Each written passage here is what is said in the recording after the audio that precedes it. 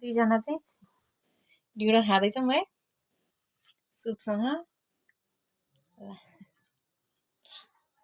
कस्तो छ त टेस्ट? दामी मिठो नि धेरै खाँदा नि मिठो नभएर हुन्छ।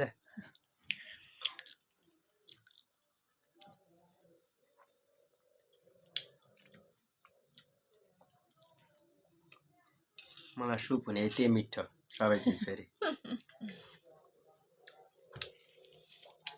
साँच्ची भन्नुपर्दा पहिला पहिला चाहिँ यो ढिँडो कति धेरै हुन्थ्यो है। अहिले चाहिँ के आधुनिक जमाना आयो कि तर फर्किँदैछ फेरि ढिँडो मकै फर्किँदैछ अहिले। यसरी नै खाने भयो नि चोप्दै खाँदैन।